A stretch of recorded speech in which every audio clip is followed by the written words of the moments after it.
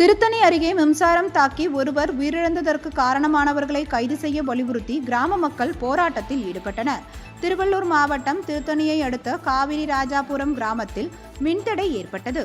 அதனை சரி செய்வதற்காக பட்டியலினத்தை சேர்ந்த முனிரத்தினம் என்பவரை முன்னாள் ஊராட்சி துணைத் தலைவர் நாகேஷ் என்பவர் வலுக்கட்டாயமாக அழைத்து வந்து மின்மாற்றியில் ஏற்றிவிட்டுள்ளார். அப்பொழுது திடீரென்று மின்சாரம் தாக்கியதில் படுகாயமடைந்த முனிரத்தினம் சம்பவ இடத்திலேயே உயிரிழந்தார்.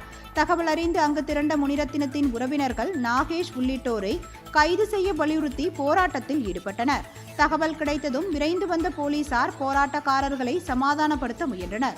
மேலும் சம்பவத்திற்கு காரணமான நாகேஷ் உள்ளிட்டோரை கைது செய்வதாக உறுதியளித்தனர். ஆனால் முனிரத்தினத்தின் சடலத்தை எடுக்க விடாமல் தடுத்த சில இளைஞர்கள் மீது போலீசார் தடியடி நடத்தியதால் அங்கு பதற்றம் ஏற்பட்டது.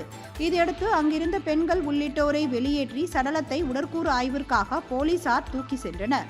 இதனிடையே செய்தி சேகரிக்க சென்ற பத்திரிகையாளர்களை தகாத வார்த்தைகளால் திட்டிய துணை கண்காணிப்பாளர் உள்ளிட்ட போலீசார் மீது நடவடிக்கை எடுக்க வேண்டும் என்று அரசுக்கு கோரிக்கை விடுக்கப்பட்டுள்ளது.